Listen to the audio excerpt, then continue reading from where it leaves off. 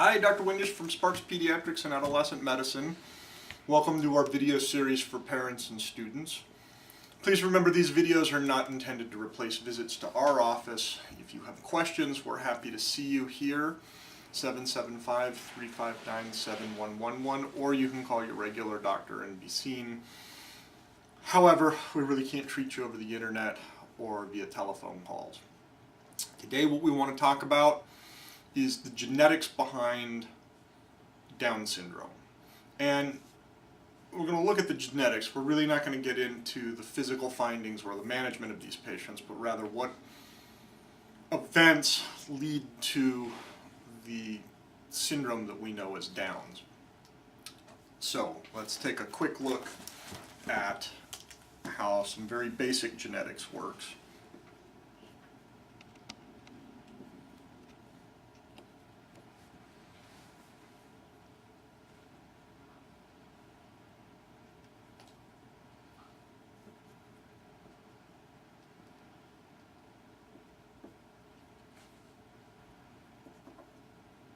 Let's do it like this.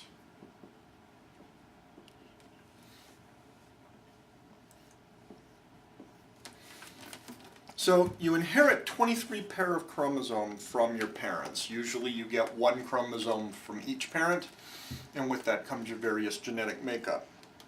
So of the 23, in the case of Down syndrome, we're specifically interested in the 21st chromosome. You might have you'll have four different chromosomes that are involved here. Two from mom, two from dad. Which two come from which parent doesn't really matter here, but we'll call them chromosome 21A, B, C, and D. And they mix and match to rearrange to give you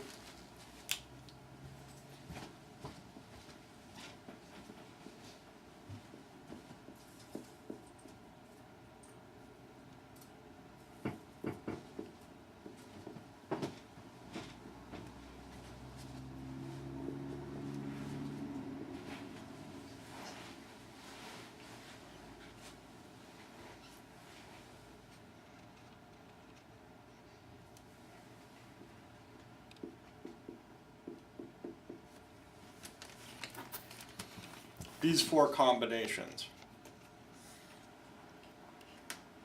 And whatever genetic material, genes, etc., that are on the various chromosomes, that's kind of what you get. Now, in the case of Down syndrome, a couple of things can go awry.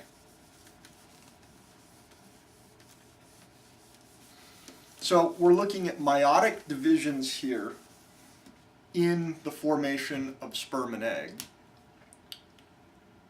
Prior to the last meiotic division, you actually have four pairs of chromosomes, two complete sets within each gamete. And it can split itself up at the last division so that you wind up with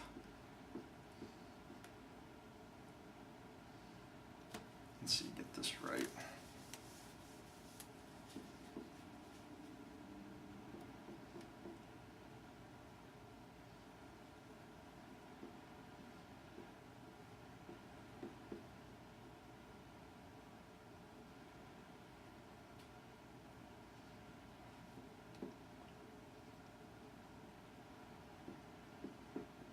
Well, what you're supposed to get, let's start with this, is something that looks like this when you get the final division to get sperm and egg.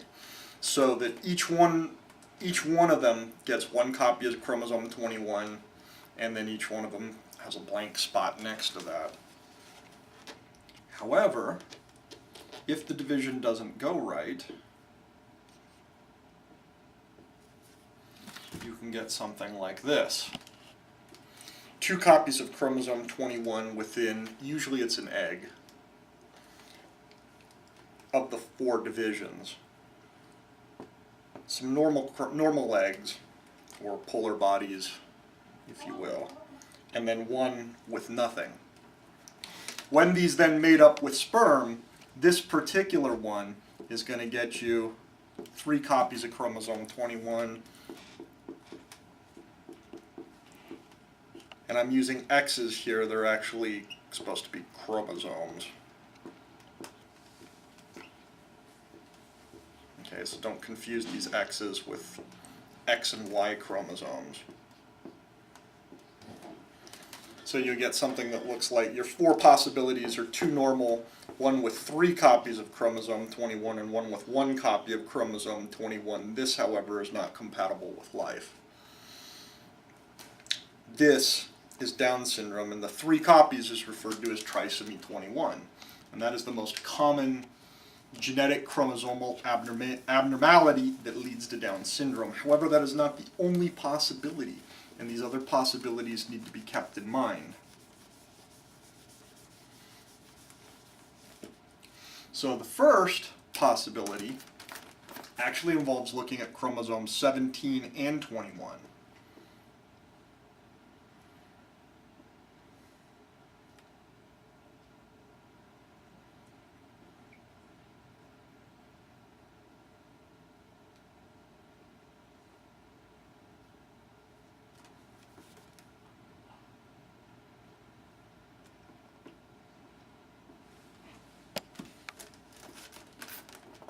Okay. They look something like this, but if during the process of division, a chunk, actually let's take this chunk here of chromosome 17, gets lopped off here and instead gets put on over here, with this much being material that used to come from up here. Now this can happen in either parent. The parent will be genetically normal. At the end of the day, all of the chromosomal material is present. Things function like they're supposed to most of the time. However, this can result in a variety of different gametes, eggs or sperm.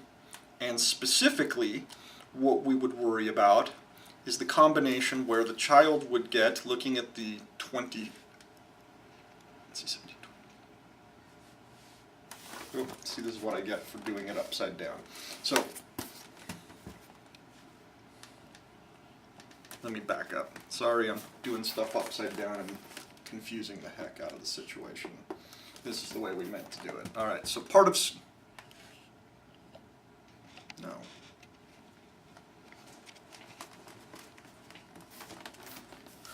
Sorry. 17.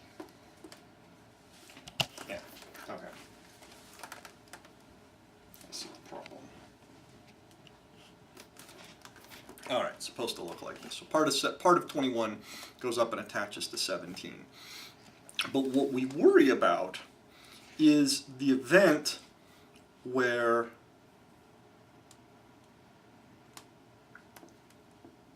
so what you'll get, I guess let's do this.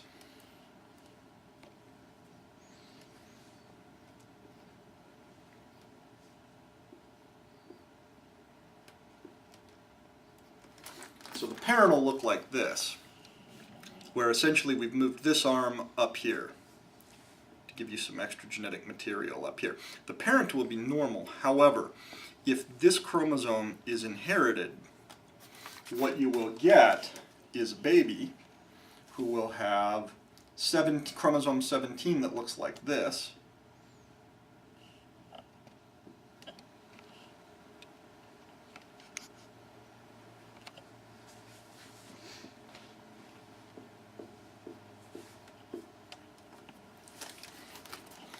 If this baby inherits this chromosome 17, but one of these 2 chromosome 21s, what he will get is this. So he'll have this arm, and oh wait, we have a 3rd arm up here.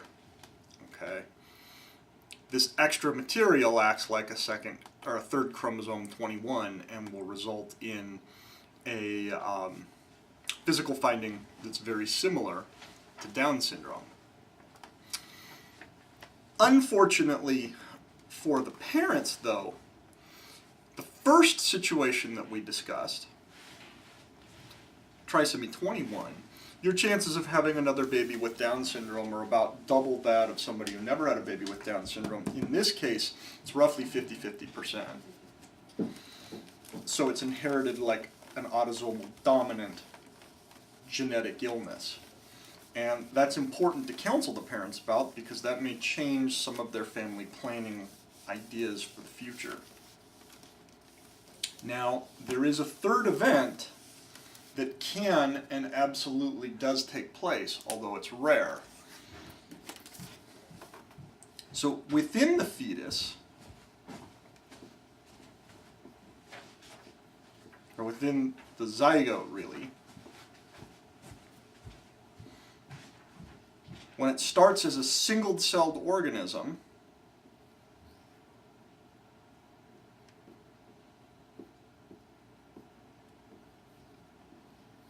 and that first zygotic division happens, you begin the process of mitosis this time. You should have 4 copies of chromosome 21. The cell then dimples,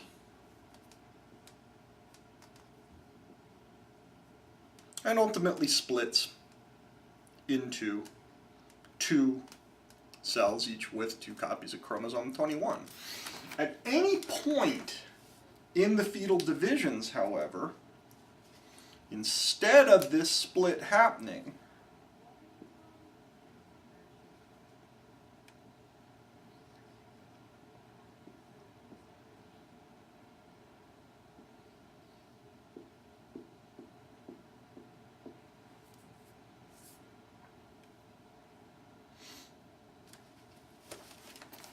you can get something like this.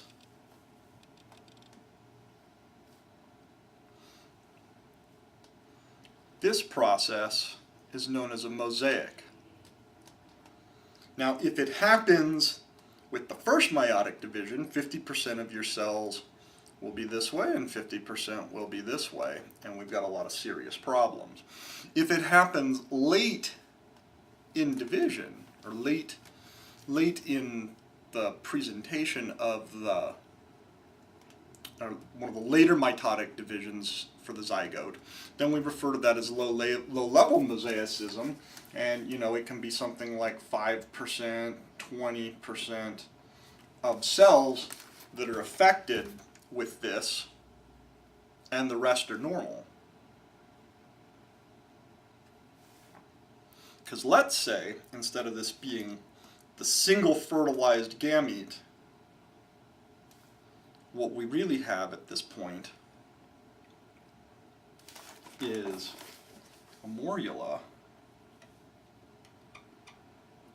with 50 cells.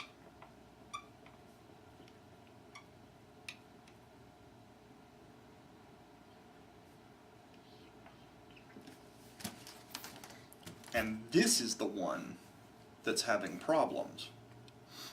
The rest of these are all doing what they're supposed to do, dividing with perfect copies. Okay?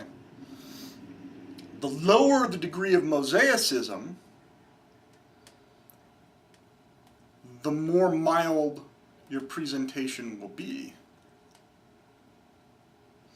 And that can confuse things. So you can have patients with some mild Down features, but otherwise are doing okay. And you're scratching your head going, does this kid have Down syndrome or not? The answer could be a mosaic. I mean, we all know that Down syndrome is a spectrum, and it's hard to lump the kids in together because you really don't know how the kids are going to function socially and intellectually when they're born simply by looking at their chromosomes, and genetic material doesn't really account for all of that. However, the lower the level of mosaicism, the more complicated the issue is going to be, and the milder your presentation.